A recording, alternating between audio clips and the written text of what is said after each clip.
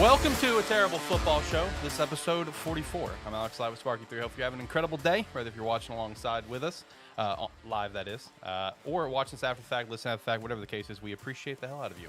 I got all the boys here with me, just temporarily though. Shane's going to have to dip out. He may try to come back in later. So we'll start with you. Shane, how you doing? How you feeling today? Pretty excited. I've had a good day, good progressive day, getting shit done, life-wise. So Right. Big things on the horizon. That's the main thing. No. Yeah. Ricky, what about you? How you doing? How you feeling? I'm feeling okay, but is it just me or do I look like I've been drinking a little bit? Just a smidge. Did you down some Looks before like- you got on here? No. I just, I did drink one beer over the weekend for my tournament though, and it was actually pretty fun. So. Okay, right on. Look But- like me but after an I've Arkansas loss, not been- after a been drinking. Razorback loss. I'm exhausted, but hey, we're here to chat some football. I'm ready to go. That's right. That's right. Jacob, what about you? How you doing? How you feeling? Living life, man. Can't really complain whatsoever. Yes. Dallas won. Buckeyes won.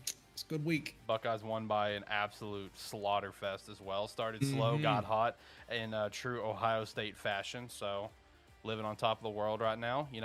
Absolutely. Yeah. As for Ricky and Shane, they didn't have to go through a week of pain. They had a nice little bye week, and now they're approaching a week of pain. So that's the thing. And it's always a week of pain for me in some capacity. Listen, but as a Razorback fan and a college football fan, I had a great week of college football. Texas A&M went down. That's true. That's true. Ole I know Miss Ricky's on went top of the world about that down. one. So. Even though Texas A&M went down to South Carolina, Jimbo Fisher still has his job. What do you have to say about that there, Mr. Ricky? Speechless. Just speechless. That's what. I don't understand. Okay, so oh my goodness gracious. Okay, so Here we go. he currently now has 2 more losses than Kevin Sumlin did in Kevin Sumlin's tenure Yep. at Texas A&M, and he's still coaching. Why? First of all, Texas A&M are a bunch of dumbasses for giving him that damn contract to begin with. And I would like to say this much: this contract is just about as dumb as the Cleveland Browns contract given to Deshaun Watson. Except the only simple fact is Deshaun Watson could actually play a little bit of football. Jimbo Fisher cannot coach. Yeah. It's that simple. He cannot coach, and yet he's still there. Now What are they hoping for? They're not even going to make a bowl game now. It's horrible. It's absolutely horrible. Now Look, I asked this in the Discord. Did anyone else watch Texas A&M in South Carolina, or just me? I watched nearly the entire game. Okay. So Shane, that means did you get to see the stuff that I saw where they were just like taking like 5 minutes at a time, not even talking about the game and just eating fair food? Yep. That was fantastic. Like it was Jordan Rogers and I don't remember the other guy, but like it was 5 minutes at a time between commercial breaks where they're not even talking about the game. They're just like, man, this corn dog's really good. And there was a guy down a sideline reporter who had, a burger with, donuts for the buns. He's like, hey, how's that burger down there, man? It's like, oh, it's a lot better than I think. Like for like multiple points, not even talking about the game, just focusing on fair food. I thought it was hilarious. At one point, they had, I guess they had somebody that previously recorded something at the fair, or he was at the fair recording, and he was scanning the corn dogs, and I don't know if it was Jordan Rogers or the other guy, but he was like, oh, corn dogs, talk dirty to me. Yes. I was like, hey, yo. Dude, this was a wild commentary night, man. I loved it. It was great. But man, we do have a lot to chat about here today.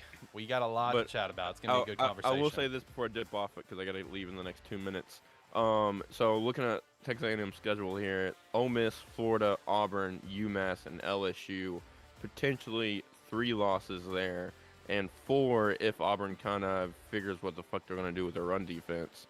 Ole Miss, I can see them losing this week. Florida, depending on if Anthony Richardson can actually play like he wants to play the position. And then LSU, they're probably my surprise of the weekend. So finishing the season out with LSU, that could be another loss. If they end up losing, let's say they end up losing 2 of the last 5, that would put them what? 5 and 7, 6 and 6, something like that. It put them at 6 and 6. They're 3 and 4 right now. Yeah, that would make that that seat very hot. But mine and Alex's original prediction that they're going to give him another year because of this recruiting class still continues. Yeah, that's still what I think that's going to happen. Oh, you mean that recruiting class that is getting suspended indefinitely? Left in the True.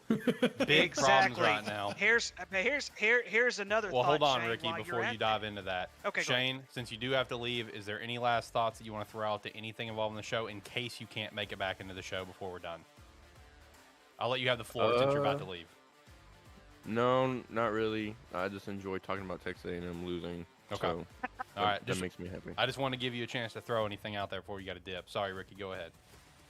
No, you're good. No, there was someone else. I was been hearing a little bit of a rumor that there's a possibility that West Virginia picks up Jimbo Fisher and Jimbo Fisher leaves Texas A&M.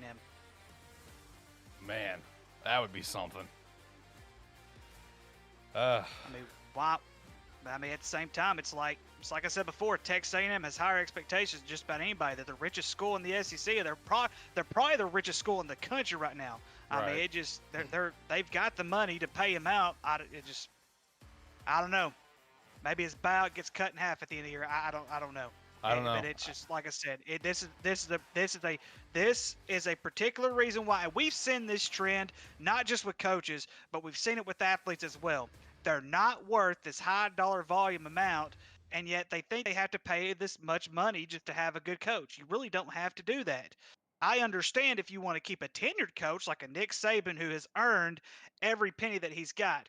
Dabo Swinney, who has earned every penny he's got, as much as I hate Ryan Day. Ryan Day has earned every penny that he's got. OH. But yet Jimbo Fisher comes in, leaving a Florida State program that went from up here to shit really, really quick. So yeah, I mean, yeah, that's just props to Texas A&M for being a bunch of idiots for hiring him to begin with. Wait. Speaking of the OHIO, before Shane leaves, I'm pretty sure last week we talked about a certain somebody saying the OHIO chant. No, I didn't. What was this this OHIO chant or whatever? What are we talking about? I remember bringing it up. I remember someone bringing it up, but I don't remember saying that I would particularly do it. I'll do it if they win the national championship.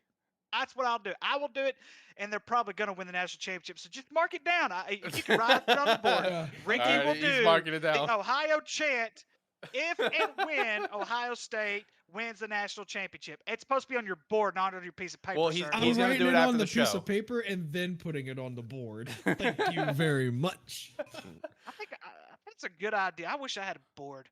Awesome. Honestly, now that he's got the board and he's got it divided up for the four of us, I'm actually really jealous about it. I want a board too.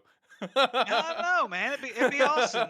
We're getting a board for the studio, boys. Yeah, we'll get a board. There you go. Yeah. There you go. We're gonna each have our own corner. This is your corner. Yep, exactly. Shane, you got a dip? Yeah, I got to dip out, boys. I will hopefully, if the show hits like the 2-hour mark, I'll probably end up being back. But if it ends up being a usual show, like an hour and a half or whatever, then I may not make it back. But I'll keep it updated in Discord. Okay, sounds good.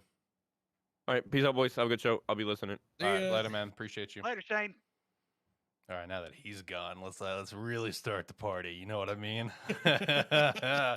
All right, no, before we continue diving into some football chat, a few things to note. Next week is a big week for this show, okay? We are debuting our new studio. It's going to be super sick, all right? It's been on the wraps for a while, but it's happening. A new SparkE3 studio is going down next week with a full reveal. It's super sick. You need to come tune into the show. Not only that, we got two more things that we're also revealing. One of them is our Agent Inc. shop is dropping. We will reveal all jerseys, Terrible Football Show, SparkE3, Gamesthetic, and AniMan Plus. And then the last one, I'll just keep till a surprise till that day, but we have another surprise in the works, and it's going to be super cool. So, yes, next Tuesday, 5:30-ish p.m. Central Standard Time, come in, tune into the show. Even if you're not a huge fan of football in this show, tune into the beginning of the show, just in general, if you're a SparkE3 fan, because it is really cool, the stuff that we are about to debut. So next week, big week. Get excited. It's going to be super sick. Also do it on the Discord. We appreciate that. All right, boys. I say let's start with NFL this week because 10 minutes before we went live, I get a text from my very good friend, whom Jacob got the pleasure to also speak with on draft night, who's a fellow Cowboys fan, as both of you, Mr. Brady Dyer, shot me a text randomly saying, "So with the 8th week of the NFL upon us, how much has this season shocked you?" And I told him that I would propose this question live, and we chat about it. So his question being, how has this season shocked you so far? What would be some immediate things for you guys? I mean, immediately for me, how bad the Broncos have been, how good the Seahawks have been, and how good the Giants have been. Those are 3 immediates for me, of just like how much this season has shocked me personally. But what about you boys? How much the Bronco. changing of the guards has taken into effect Mm. as far as veteran and rookie quarterbacks? Or I don't want to say rookie, but younger quarterbacks. Yeah, the younger era. Yeah. Rodgers, Brady, garbage, hot garbage right now. Ryan, Stafford's been the best out of the 4 of them, and he's been meh. Yeah, yep. Crazy. So the Broncos didn't surprise me. I thought they were going to be garbage to begin with. I said that at the beginning of the season. Indianapolis, they're still garbage. Beginning of the season, I said they were Indy's they a were gonna big be very shocker good. to me. Do it, and of course, but like you said, the roster, it looks like they had their positions were set. They're just garbage right now, and now they're in. Matt Ryan's probably not going to be playing another down for the rest of the season, which is terrible in a sense. But I mean, you look at Matt Ryan's stats. Matt Ryan is on verge to have, on average per game, I think it's the second, third highest in his career passing yards, but he has 9 touchdowns and interceptions. But here, one thing that I've noticed with the Indianapolis, they're not running the ball near as much as what they usually do. Yep. So that comes down to coaching more than it does playing. But I also understand the whole let's sit out Matt Ryan thing. Of course, there's a bunch of clauses and other kind of stuff. The Seahawks did surprise me. I didn't expect them to win more games than what they've already won. The Giants are True. the same exact way. I had them winning. I think I had them winning 5, maybe 6 games, and they're already at 6 games. They've already surpassed And on their way to that 9-1. expectation. The biggest shock to me is how terrible Tampa Bay is. Man. I thought they would struggle. I thought we would see signs of struggle, but the fact of the matter is Carolina fired their head coach, got rid of their best player, and they beat Tampa Bay 21-3. A team with most of the guys that are still on that team, not all of them, because they're missing some from that Super Bowl team, but there are quite a bit of players on that team from the Super Bowl win that they had, what was it, 2 seasons ago? Yep. So, I mean, you look at that just in general on how bad, I mean, they're probably not going to make the playoffs. Tom Brady, one of the greatest quarterbacks, if not the greatest quarterback of all time, we're finally seeing the downhill slide of his career. Yep. And he's still, like I said, statistically, he's still throwing the ball like crazy, but they can't run the ball. If you cannot run the ball in the National Football League, you're not going to be a very good team. You cannot rely on a quarterback throwing the ball 50 times. It's not going to happen. I hate it when I see these statistics and I'm like, run the freaking ball, and they can't do it. It's absolute garbage. But yeah, that would be the biggest shocker right there. And then of course, like you said, Seattle being good. I like Seattle. That just that throws me off a little bit too. But Seattle's anyway, been yeah, so much better than any of us anticipated. Like, and you just gotta give so much credit to Pete Carroll. You really do. Yeah. Oh yeah. And it's just absolutely. like that team has just come together. You know what I mean? For them as being as shitty as they, are coming into the season, where we thought they were going to be like the number 1 overall pick, getting Bryce or CJ, whatever. Like, they've looked so much better than any of us could have even fathomed. Yep. And that to me is still one of the biggest shockers. There's one more thing. The biggest shock to me of anything this season so far. The New York Jets have a winning record. Man, I'm telling you. The New York Jets are a contender in their division. I don't think they're going to win the division, obviously, but you could argue that they could be right below Buffalo, right there above Miami. You could argue that to an extent. Do I think it's going to happen? I don't know. I think Miami's going to be. I think at the end, I think Miami's going to be the better of the two, or better of those 2 teams. But I mean, could the Jets make the playoffs? Could you see the Jets making the playoffs? That would be awesome. But that's the thing, though, boys. when the Jets are good at football, it seems like everybody wants to watch football now. I don't understand it myself. Yeah. Look, there are just those certain teams across NFL and college that when they're good, the game is better. And that's just a fact. Regardless if you hate X team or not, when that team is better, it's better for the game. And I guess right now it happens to be the Jets. Just because like the Jets have been such a punching bag, except for that brief little stint with Rex Ryan for those first seasons, whatever. They're such a punching bag that it's just like everyone wants the Jets have become in the same realm as what the Browns have always been, where it's just like, up until these recent years, everyone just like, you couldn't hate the Browns. Now you can hate the Browns for other reasons, obviously.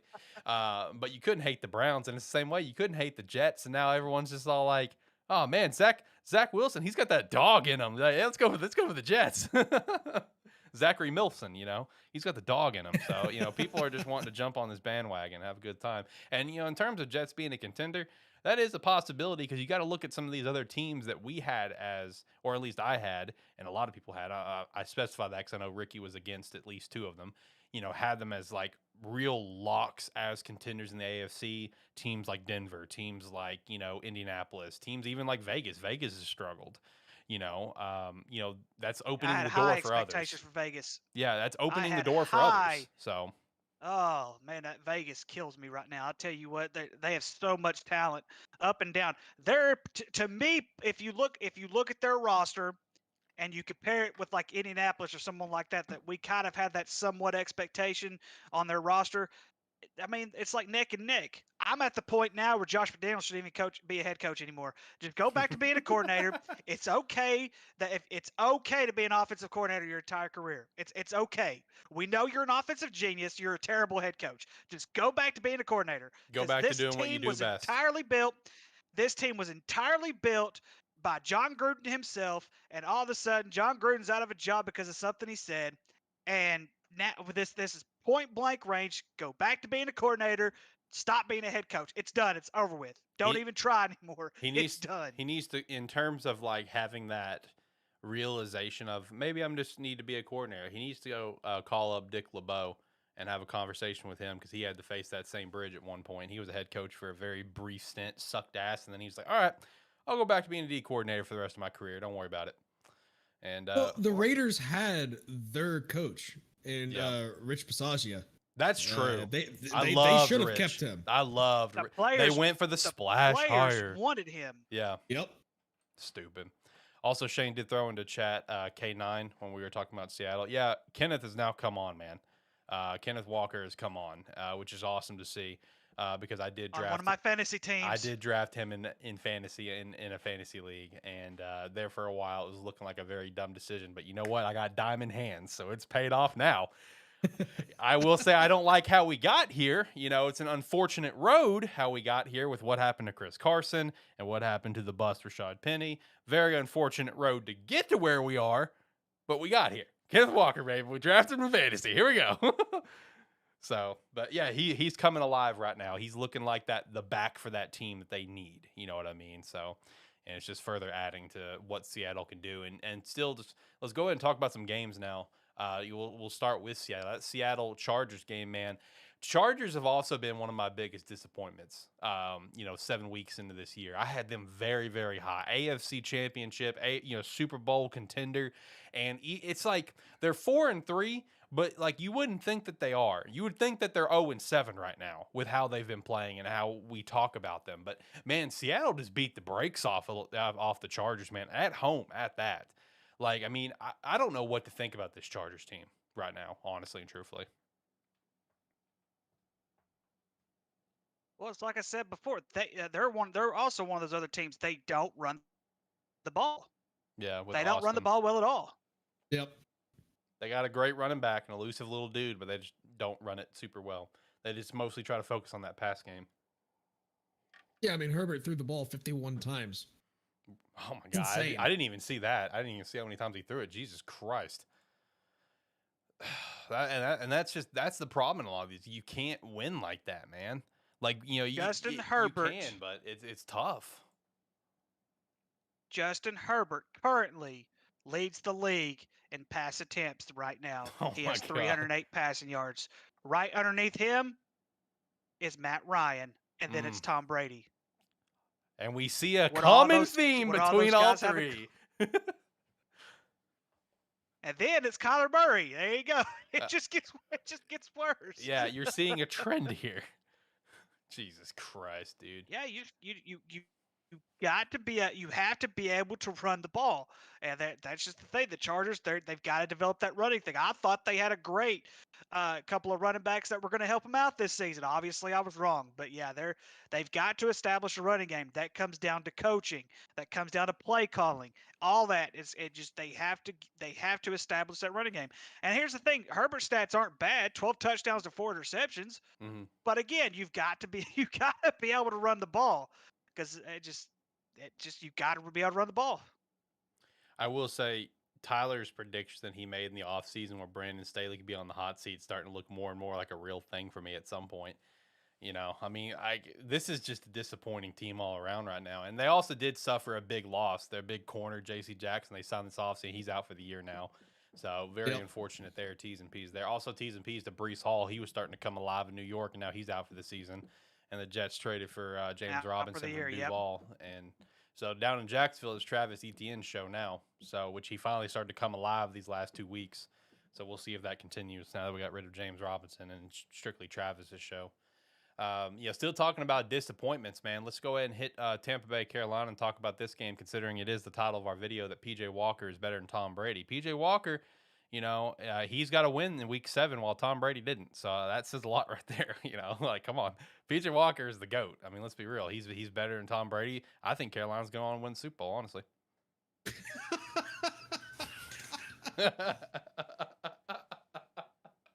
Oh, man. Yeah, no. See, the thing is, too, this is the most efficient Carolina has looked all year. True. True. They get rid of Christian McCaffrey, put PJ in, and all of a sudden here they win against Tampa Bay. They get rid of Robbie Anderson. They bench. Well, I guess they didn't bench. He got injured. Yeah. Sam Darnold wasn't he supposed to come back this week too? I don't know. I haven't heard anything about him since he got injured in the offseason. I could have swore I read somewhere that he was going to come back this week, but they ended up going with PJ anyways, which says something. Right.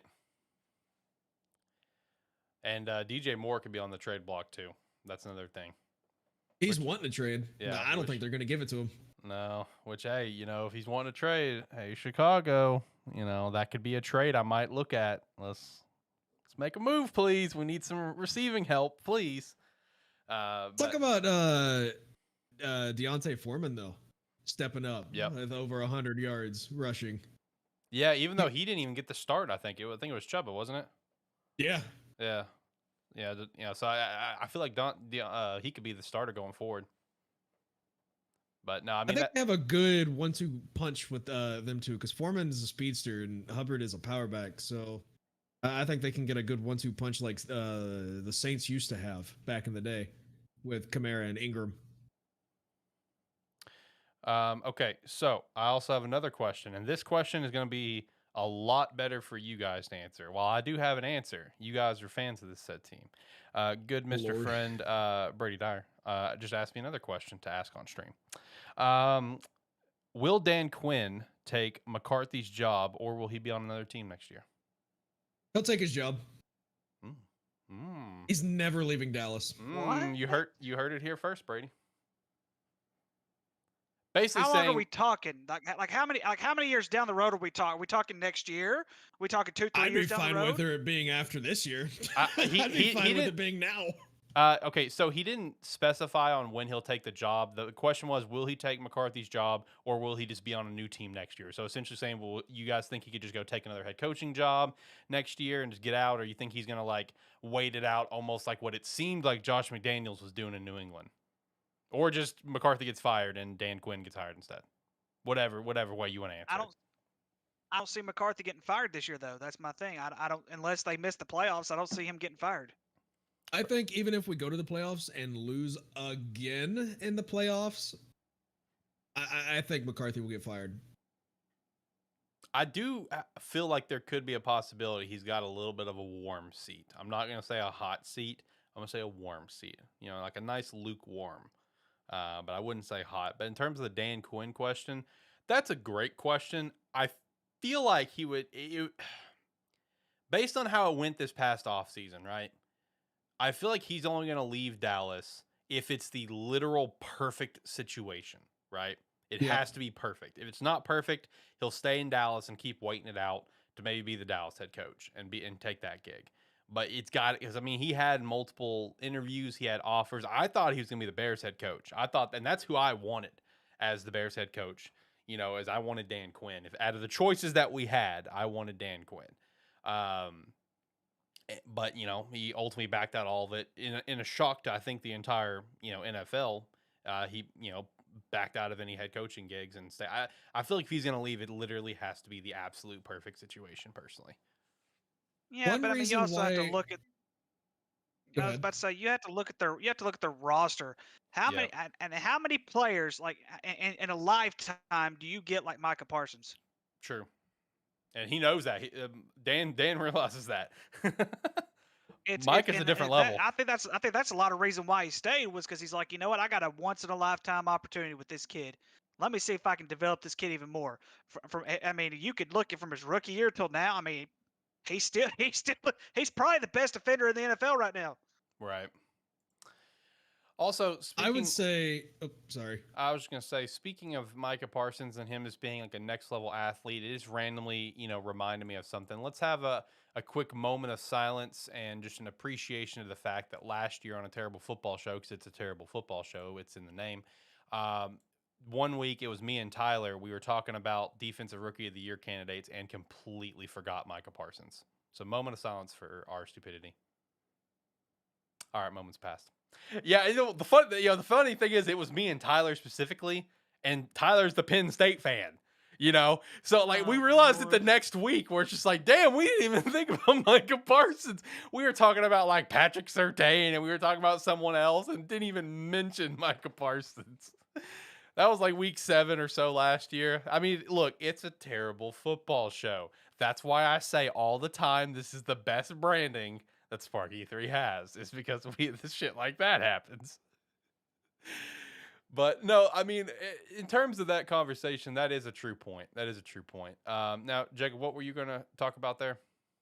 The reason why, one of the main reasons why I believe that Mike McCarthy's position is hot right now is, yes, Dallas may be doing good, but he can't take a single bit of credit. Kellen Moore can take all the credit in the world for the offense, and Dan Quinn can take all the credit in the world for the defense. Mike McCarthy's just there. He's just a guy with the headset on. Basically what Bruce was. If you take him out of the equation, we'll still be good. We'll still have our offensive coordinator. We'll still have our defensive coordinator. I think that's all we need. We don't need Mike McCarthy. I can see that.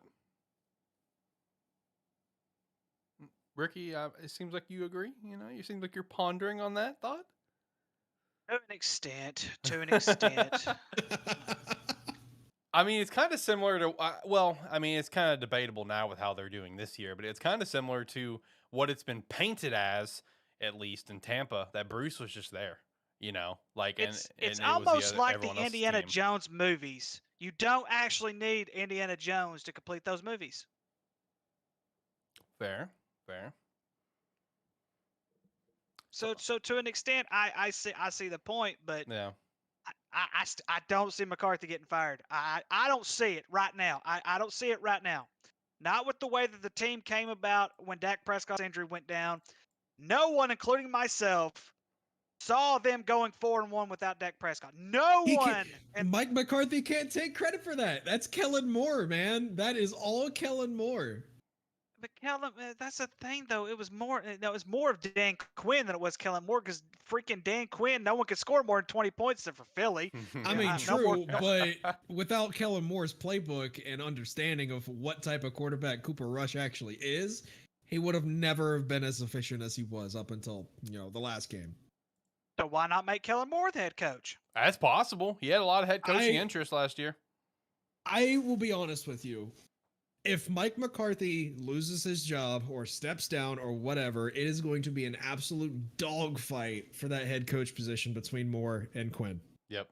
Yeah, because I mean, here's the thing: Kellen Moore almost left last year too. Yep. There were he They both got came interviews back. last year. Yep. Both came back. So I mean, one of them's going to be gone. I mean, you're not going to be able to keep them both. You're not going to be able to get them in a room and be like, hey, we have an opportunity to do this. No bull crap. Kellen Moore wants to be a head coach.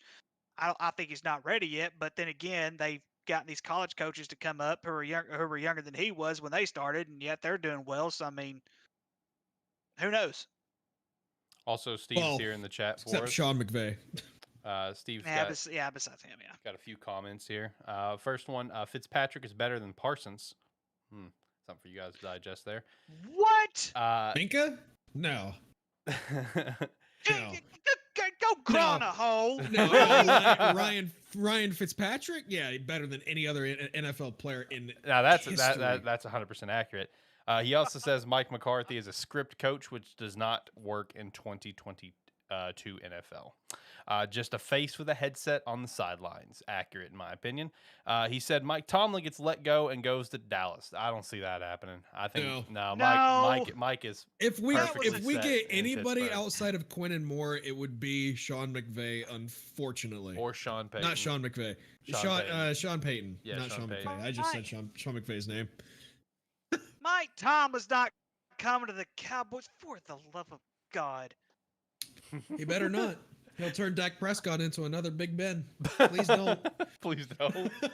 Hey, hang on. Big Ben did win a Super Bowl. Yeah, he did. Yeah, he did. Yeah, he did. win a He Super went to 3, 1, 2. So, could work out for you guys. I'll I'm take good. 2 out of 3. Yeah, there you go. I'm good. Steve's just here for the hot takes. Keep dropping them. I love some hot takes. I'm all about hot Lord, takes. if you do another hot take like that, I may have a heart attack and go off before I die. We'll just see him fall out of his chair on the camera. All right, it's like, all right, Jake, I'll call the ambulance for him. Let's just go on a take real quick. I'll follow up in a minute. Did you guys have any thoughts on your game this weekend against the Lions? Anything that impressed you or stood out? I mean, the big thing to me is that Dak took care of the ball, no turnovers. That's the big thing. That two-headed attack, run attack looked pretty solid. But any takeaways for you guys? You could tell the receivers were off just a tad bit for the first 3 quarters. I believe we had what was it, 1 or 2 turnovers on the goal line? I can't remember. I know of one. Or no, Yeah, so it was just one. It was one. My bad. Okay, guys. But either way, you could tell the receivers were off. There were some that were wide open that were dropping. There's these bomb of a pass, and I think that little 1-2 punch, that chemistry, they need to really build back up. But one thing that really stood out to me, guys, Michael Gallup Sucks. No, here's the thing, though. I expected Michael Gallup to have I thought he would have a better game. I thought he would actually be a part of the game. And he had 2 targets the entire game. I still cannot believe we picked Michael Gallup and CeeDee Lamb over Amari Cooper. It still baffles me. Especially with what you so traded much that Cooper goes. for. The thing is, though, there's so much that goes on in that organization. Who are the younger receivers? You have to keep your younger core.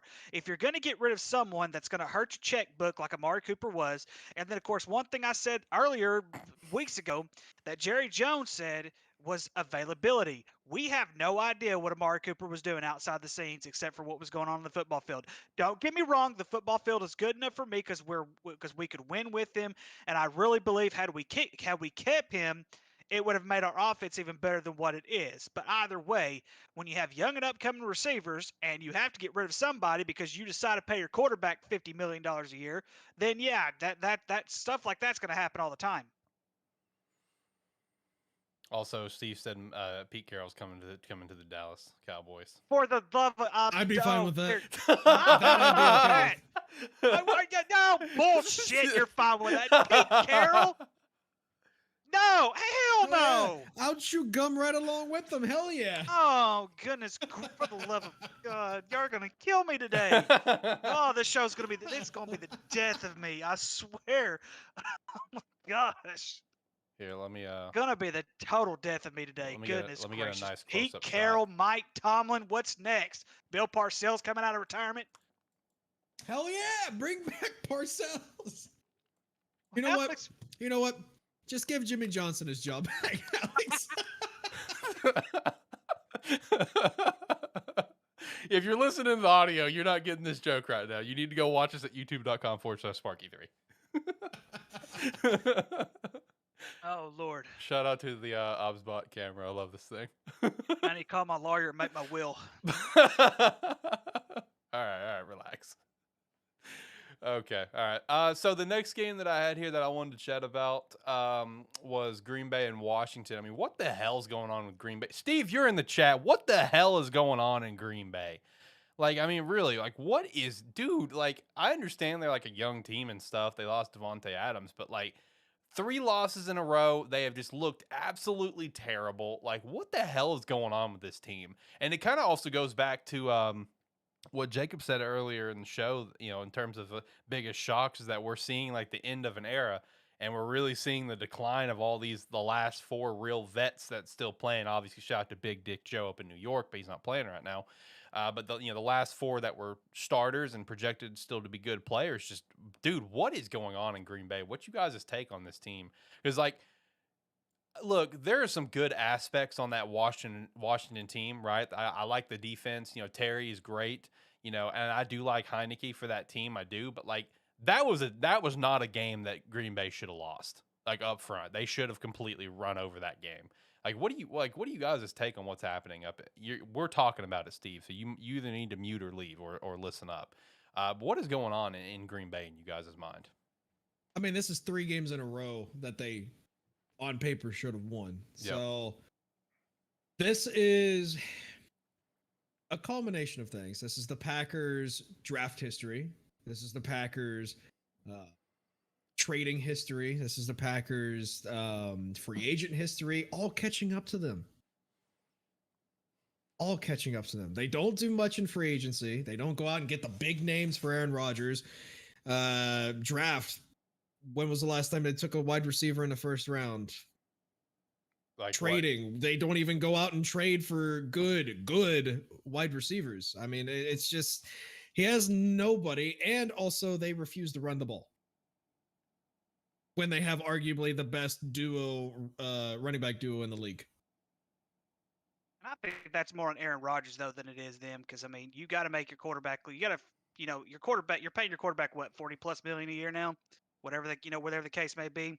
The one thing we also have to understand is the Green Bay Packers are not a high market level team. They are more of a mid market level, and they go really cheap when it comes to getting players, when it comes to trades, when it comes to getting these big time players. Because if you do go get a big time player, more than likely you're going to have to pay them a lot of money in the longer run. And so now you pay all your money to your quarterback. We're seeing this trend. You pay all your money to your quarterback. You're not going to be able to get him help outside. And so I think the NFL, and this is just me, guys, I know the owners can afford this stuff. Like we all know the owners can afford more than what they do. If they took the quarterback, because it's going to have to come down to where you're going to have to start taking the quarterback off their salary caps. Like, pay your quarterback what you want to pay them. Get them off the books, though. Like, get them off the actual books, saying, okay, if your cap is 150 million, we're not going to include the quarterback in that, because for whatever reason, we've seen this trend where they will go out, where they will not be able to get players, like you said, with Aaron Rodgers. They're not going to be able to surround him with those big time players because they're not going to be able to afford that. And so we're going to see the trend. But yeah, it's like, I agree with Jakub wholeheartedly. The draft is why you see, and I'll even compare it with the Cowboys. Even though the Cowboys haven't won a Super Bowl in forever, I know Green Bay's won one in the last 20+ years, whatever the case may be. When you look at their draft, you start noticing trends. For starters, it took up until Dak Prescott and Ezekiel Elliott's rookie season, you started seeing a trend in their offensive line. And their offensive line was really good, but their defense was starting to slack a little bit. And now all of a sudden you're seeing a player like Micah Parsons come up, and you're starting to see this defense. Now we have, instead of having the best offensive line in the league, now we have one of the best defenses in the league, if not the best defense in the league right now. So you're seeing these trades. This is why you draft and how you draft often. And it's like Jakub said, they don't go out to free agency and get anybody. They don't spend a lot of money because they're like I said, they're a mid-market team, and that's just the bottom line. That's just the bottom line with it. Eventually, we knew that these quarterbacks that we have seen, like Tom Brady, Aaron Rodgers, and even Matt Ryan to a certain extent, even though I still disagreed with him going to Indianapolis to begin with, we knew that this was going to be a downward trend.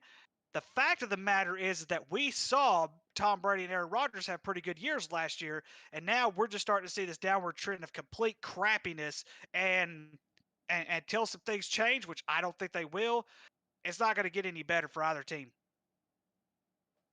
I 100% agree, and Steve also 100% agrees on the issue with the cap.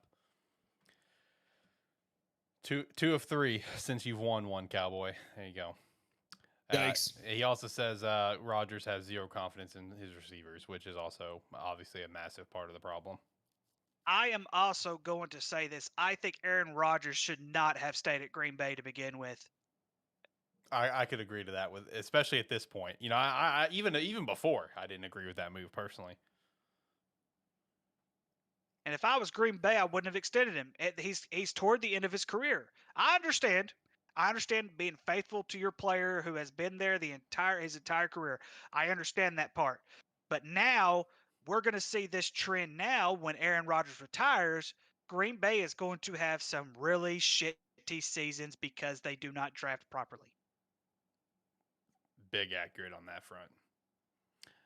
Can't draft properly, like, you know, what Jay was saying, just couldn't do well in free agency or trades and stuff. I mean, trade deadline's in like a week, and are we actually going to see them make a move? Probably not. Probably not going to make any sort of substantial move, and if they do make a move, it'll probably just be on defense like they always do. You know, they always like to just do something on defense and not do anything on offense to help. Because, I mean, with like the receiver, with the draft question there, I mean, it's like, what, 2001 was the last time they drafted someone on offense minus Rodgers or Love.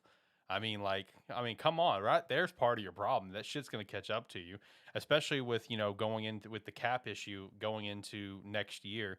I mean, going into next year, like, they have like $3 million available in cap space. Like, you're screwed. You're completely screwed with the cap hits that you have. Also, shout out to the Bears for having $115 million, but you know what? No big deal. Also, shout out to the Bears for that win against the Patriots. Hey, I also want to stress, I already stressed this to Shane when it was just he and I earlier. I gave you both the chance to take an easy dub, and you didn't take it.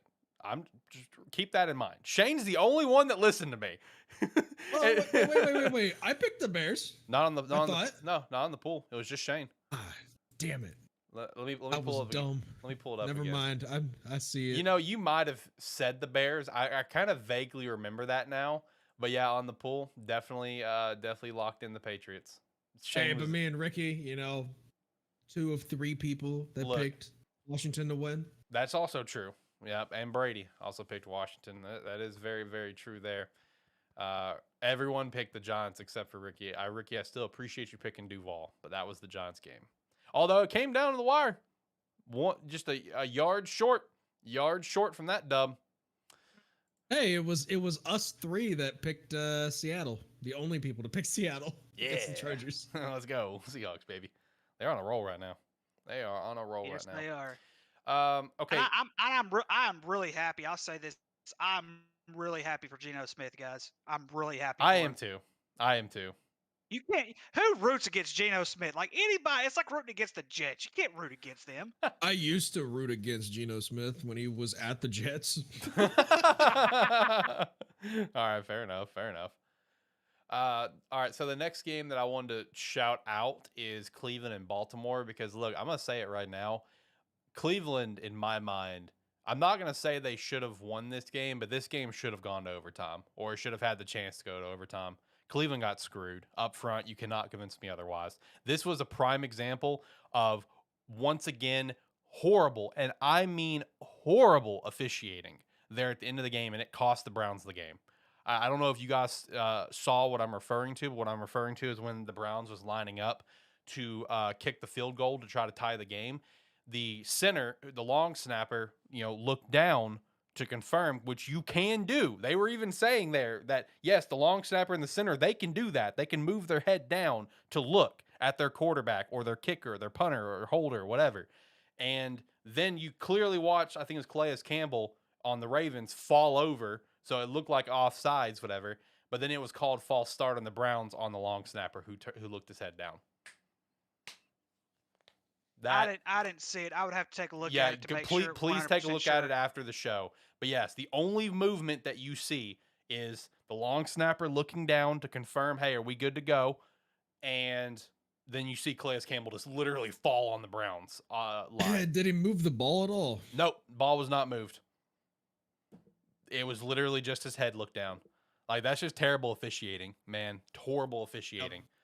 So I mean, that cost the Browns the game. Even though I wanted the Ravens to win, I'm just saying I wanted to highlight that we got to get this officiating stuff under control there. Also, shout to his return up in Pittsburgh. Miami getting that dub in Pittsburgh. Good win there to hopefully kind of get the Dolphins kind of back on track with Tua under the helm. So. And then last night, very shocked about how it went. I am blown away with how it went last night. And man, I feel like we got a little bit of a controversy up there in New England right now about who's going to be that quarterback. Oh yeah, we got a controversy right now between Mac Jones and Bailey Zappi. Which I'm here for Mac Zappi. Jones. I'm here for Zappi. Give me Mac Zappi. Jones looks like absolute garbage. True. He did not look good last night at all. Like, even the little bit that he has played this year, like, he has not looked good at all. And Bailey Zappi has looked just like he did in college, like the greatest college quarterback in college football history. My gosh. Here we go. Look, again. I'm telling you, man, you get Bailey Zappi as the starter. You got P.J. Walker as the starter. You make Gardner Minshew a starter in Philly, whatever. And right there, you've already got 3 of your 4 championship teams going to the AFC and NFC championships. I'm just telling you right now. I mean, look, P.J. Walker and Gardner Minshew in Philly, you're going to get Philly and Carolina in the NFC championship game. You get Bailey Zappi as the starter in New England, you're going to get the New England Patriots in the AFC championship game. I'm calling it right now. I will become an Ohio State fan if that happens. OH, baby. I'll put it on the board. Put it on the board. I will become an Ohio State fan if Carolina makes the damn championship game. What? No, come on, man. To be Playoff honest, time comes, guys. I'm going to be sweating. I guarantee it. I'm going to be sweating if they make the playoffs. Yeah, if they made the playoffs. Oh God! About to start buying some OHIO merch. Here we go. to be honest though, from Belichick's body language, I think he kind of wants to go with Zappi. I think he does too. I'll be real. I think he does too. I think he, in his mind, he wants to rock with the Zapster. He wants to rock with the greatest college quarterback in college football history. And everybody's saying it's Drew Bledsoe and Tom Brady. Yeah, 100% it is. Here we go. Mac Jones. Bledsoe had been in the league a little bit at that point. Mac Jones, this is his, what, 3rd year? Yeah. Nope. Second? Yeah, second. Yeah, second. Where would you ship Mac third. Jones to then if he loses his starting position? Where would you ship him to? Well, and Bill Belichick says you'd be shipping his ass to NFC. There's no way he's taking an AFC call. No chance. No chance Bill would do that. So he would go to an NFC team. Just what if Shanahan gets what he wants? Look, man, Shanahan was outvoted on Trey Lance. That was John Lynch, and that was above Shanahan. Shanahan wanted Mac Jones. He was outvoted on that. I think it's time for Belichick to retire. I agree to that. I 100% agree to that. If that man retires, he'll die. Don't do that to him. Don't do that to him. This is all he's got. Is that why Saban's still coaching? Basically. That's all he's That's got. why Saban's still coaching. That's why Carroll's still coaching. That's why all the old school coaches are still coaching. Yep. Yeah, Mac Jones to San Fran, man. Think about it. Ship him to Tampa because Tom is probably going to be gone at the end of this year. Who would San Fran... I'm trying to figure out what trading capital they have left. They They really don't. don't have any. It They would don't have have to be- any draft picks. It would just have to be a player. I mean, it'd have to be a player trade of some capacity. I don't know what. I'm not worried about Trey Lance in this trade because what's the big fucking deal? He's still on a rookie contract. Big whoop. You can get rid of him pretty easily. Whatever. It's a rookie contract. You didn't sign him as a $250 million deal. So, I mean, hey, if they're going to rock with Zappy and Mac's going to get traded, hey, I could see San Fran and Tampa being two prime locations that Mac Jones could get traded to. Calling it right now. Not trade him to Philly for Gardner Minshew. Yeah, Gardner Minshew with Bill Belichick, man, that would be super. I mean, do you really want that, Ricky? Do you want to rebuild the dynasty again? Do you want to watch the Patriots win 94 Super Bowls? Because that's what's going to happen. 94. That's what's going to happen. I personally do. Chaos, domination. The Patriots dynasty runs on. If that trade did happen, I don't think Trey Lance would even be involved No, he wouldn't. in the trade talks. I think San Fran would have to offer up one of their starters on defense, one of their good starters on defense. I agree to that. I mean, like Eric Armstead or Fred Warner, Jimmy Ward. They would never let go of Nick Bosa. Yeah, honestly, I feel like Fred Warner and Nick Bosa would be the only ones that would be untouchable. I feel like everyone else would be kind of fair game in a trade like that if Kyle got what he wanted. And in terms of Trey, no, I don't think he'd be like any sort of trade situation. I think they would just let him go after his rookie contract or even just cut him. Probably not cut him. They'd probably hold on to him at least to be a backup. But again, I know you're third overall pick, but you're on a rookie deal, man. No big deal. You can get thrown to the wayside pretty easily with that. So, that San Fran should just start Brock Purdy at this point. Yep, Brock Purdy. Lead him to the Super Bowl. Cyclone. Yep, shout out to Cyclones. Hey, how many quarterbacks are you going to say lead to the Super Bowl, man? You've named at least 5. The list's gonna keep on growing. I got some more. I got some more up in the arsenal that we can keep on going with. I'm just saving it for the right time. Got to strike when when it's time. Any other NFL thoughts that we want to shout out? If not, we'll hop over to college.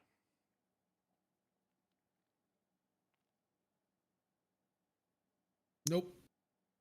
Okay, go to college then. What game do we want to start with? Do we want to start with Syracuse Clemson? How we feel about this game? I was watching this one. This was a fun one to watch, man. Syracuse, they fell apart in the second half, unfortunately.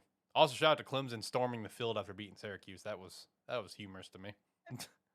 That was very humorous to me. Gracious. Storm the field after beating the Orange.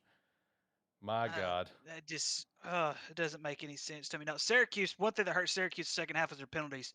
They had way too many penalties in the second half. Right. They just they just fell apart. And they didn't even score in the second half. That was a thing. And other than that, you score once. You score one touchdown, the game's over. The game's over. You beat Clemson. This overratedism that we've been giving Clemson finally goes away. We won't see Clemson in a college playoff, and now, unfortunately, we may not see Clemson lose a game. Yeah, they did pull DJ this game too. He looked like garbage that game. He did, yeah. They put in bad. What's his name? Is it Cade something? Is that it? I don't remember. Klubnik. Cade Klubnik. Okay. high recruit they got. I swear they're making up names these days. I swear they're doing stage names now. I started thinking that they got to be doing stage names. Yeah, no, for real. But no, I mean, Cade looked really, really good. Honestly, I was really impressed when I saw it of him because, my stance on Clemson has been very clear. As long as DJ is a starter, I view that team overrated because the quarterback is the one that's going to piece that team together on the offense. But you put that other guy in to give him a chance, maybe they could change some things. Maybe I won't view them as overrated, and that's kind of how I feel. I don't know who's going to be the starter going forward. Dabo tried to play. DJ is. Yeah, Dabo already said. Yeah, he said DJ is still our guy, but I don't know. I feel like that leash is pretty short right now. Where Cade, you're going to see some more Cade action here soon. So, I don't know. I mean, it was a good game to watch. Like I said, just disappointed in the Orange just dropping it in the second half. But Orange is going up against Notre Dame this weekend. Notre Dame's coming up to them, so we'll see how that game goes for them. What about UCLA and Oregon? How are we feeling about that one? Oregon just, man, really just put the beat down on UCLA more than I thought was going to happen, honestly. Chip Kelly Bo wasn't Nix, able man, to get 5 his revenge. touchdowns. Yeah, I know. Bo Nix has looked tremendously better than I thought he would coming into this year. Yeah, I also think that week 1 loss to Georgia really woke them up a little bit, especially him. I've always questioned him in the SEC because you just never knew what Bo Nix you were going to get, and here lately he's been somewhat accurate, and now that's a pretty big win for him on his resume. Yeah, especially that level of game there, with the 9 versus 10. Also, I Steve still did don't think point- he's an NFL quarterback though. Oh no, not at all, not at all. Steve also point out the Shit. Oregon unis. No. Those unis did look pretty sick this weekend. I ain't gonna lie. They have a sponsor. They have a partnership with Nike. Of course, their uniforms are always gonna look good. I know. I'm just saying, like with the pink numbers and the pink wings, dude. That was a nice Yeah, nice little touch. That was a new one. Oregon is the last team standing for the Pac-12 to get into the playoffs. It's not going to happen. I will put that down right now. They are the last It's one that it's could. not but gonna happen. It's not going to happen. I mean, No. USC only has 1 loss, but I think they have to play each other though, don't they? Yeah. They do. Even then, I don't see I don't see a Pac-12 team making the playoff this year. I don't think it's going to happen. I personally do, potentially. If Oregon wins out, who else do they play? Let me see here. They do not play each other. Oregon and USC. Oregon and Utah play each other. At Utah or Oregon? Oregon. They play well at home too, so we'll see. Brady also says Green Bay's problem is still that they have, Rodgers and they aren't focusing on the run game. He just threw that in, following up from earlier, which that's true. That's what we've already kind of been chatting about is just, teams aren't focused on the run game. Steve also said this dude says the Pac-12 says playoffs in the same sentence. I mean, he brings up a good point though. Oregon's their only chance. That's the only chance they're going to make it to the playoffs, but it's still not going to happen. It's the only chance, but I mean, you got some tall competition with Ohio State, Tennessee, Georgia, Alabama, Clemson. Hell, even if they keep going on a little bit of a run here, even TCU, depending on how things. I think fall TCU out. has a better chance to make it to the playoffs because Georgia, Tennessee, Alabama, they're all going to end up destroying one another. Yeah. Ohio State, Michigan, they play one another. Clemson's sitting right there, kind of nice, kind of in a sweet spot, but as long as I they do win think out, they're that good. Clemson will lose eventually. Yeah, I agree. It's just a matter of who. Oh man, but no, TCU though has been on a hell of a run. I mean, I thought Kansas State had that game when I tuned into it. Mm-hmm. I thought Kansas State had that locked, and then TCU just brought the shit back. So I mean, TCU that game alone was a big proving game to me with TCU. I mean, I already knew they were a good team, but to come back against also a pretty damn good team from that sort of deficit, I mean, that just put TCU in a pretty good spot, at least in my opinion, for them to just kind of keep on climbing. Yeah, and they do not quit. And speaking of a team that does not quit, Oklahoma coming back and beating Texas. Yeah, Oklahoma State, yeah. Or Oklahoma State, that's what I meant. Oklahoma State. Yeah, I was going to say that game was a blowout. What are you talking about? Yeah. Yeah, Oklahoma State got, shut down Texas on that one. Let's see. Let me pull up some games. Yeah, but I think they were down 2 scores in the first half. At one point in the first half, Oklahoma State was down 2 scores. Let's see here.